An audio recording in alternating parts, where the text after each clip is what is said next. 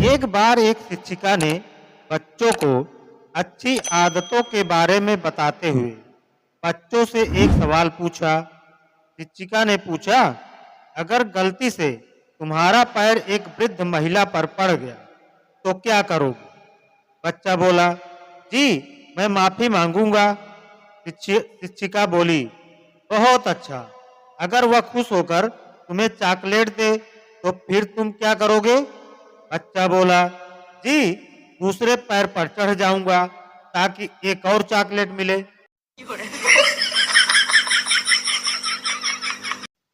एक लड़के की नई नई शादी हुई। पहली बार ससुराल गया। साली से बोला, आपके गांव में सबसे मशहूर चीज क्या है? साली बोली, एक ही चीज मशहूर थी, वो भी आप ले गए।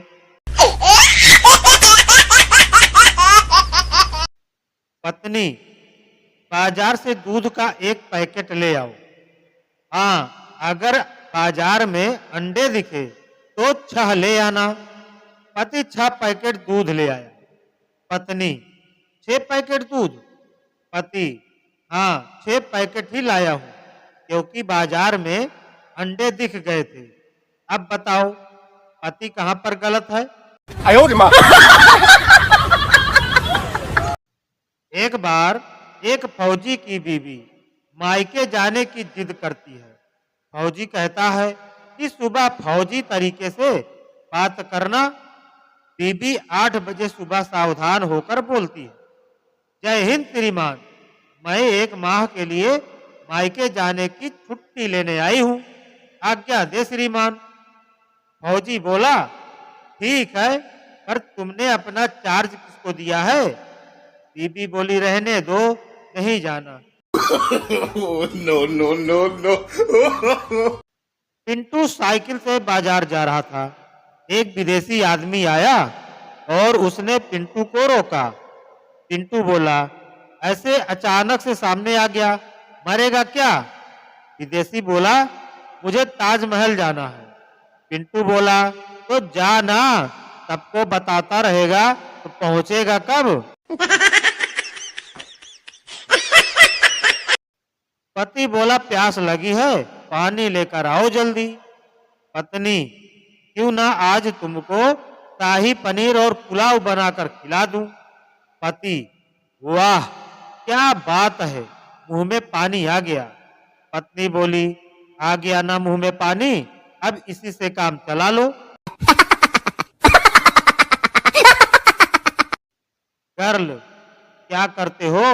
वाय, नारी सम्मान सेवा पर काम करता हूँ। गर्ल, सोशल वर्कर हो? वाय, नहीं, फेसबुक इंस्टाग्राम पर गर्ल्स की फोटो लाइक करता हूँ।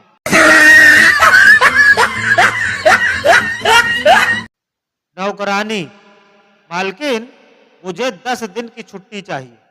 मालकिन, अगर तू छुट्टी पर चली गई तो फिर तेरे साहब का नाश्ता कौन बनाएगा? टिफिन कौन पैक करेगा? कपड़े कौन धोएगा? उनको टाइम से दवाइयाँ कौन देगा? नौकरी शर्माते हुए बोली, अगर आप कहें तो मैं साहब को भी अपने साथ ले जाऊं। एक पढ़ा लिखा लड़का एक अनपढ़ लड़की से शादी कर लेता है। दोनों एक पार्टी में जाते हैं। लड़का कहता है, यदि कोई तुमसे पूछे यह तुम्हारे क्या लगते हैं तो तुम कहना कि यह मेरे हस्बैंड हैं और मैं उनकी वाइफ हूं। उसी समय एक आदमी आया, उस लड़की से पूछता है कि यह आपके क्या लगते हैं? तो लड़की कहती है, यह मेरे हैंड पंप है और मैं इनकी पाइप हूं।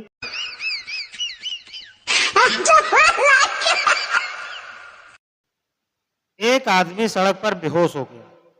उसके इर्द गिर्द भीड़ जमा हो गई। हर कोई उसे होश में लाने के लिए सलाह देने लगा। बेचारे को थोड़ी ब्रांडी दो।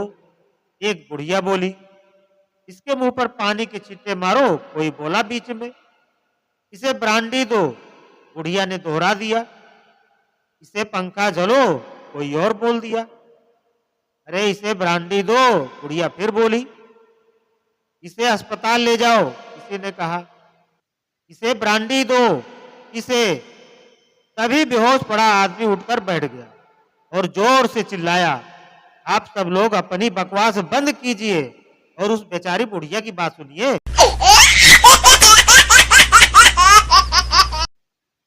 मियाँ बीवी छत पे सो रहे थे। अचानक बीवी रोमांटिक मूड में बोली, सुनो जी, आप तो मुझे किस भी नहीं करते। पति बोला, अरे डार्लिंग, अभी नहीं कर सकता। बीबी बोली, क्यों? पति बोला, वो तुम्हारी बहन की शादी होने वाली है ना।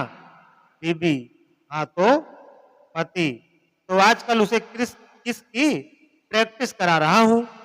बीबी बेहोश।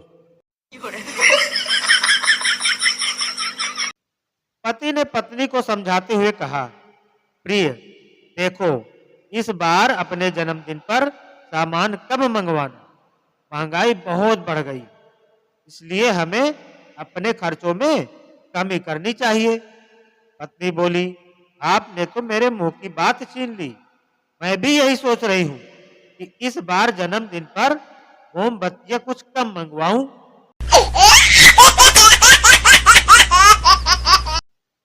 शरारती पप्पू की क्लास टीचर छुट्टी पर थी, तो वैकल्पिक अध्यापिका के रूप में भेजी गई मैडम ने बच्चों से उनकी पसंदीदा फिल्मों के बारे में बातचीत करना शुरू किया। तो चर्चा के दौरान पता चला कि लगभग सभी बच्चों को आमिर खान और करीना कपूर अभिनीत 3 इडियट्स बेहद पसंद आई थी।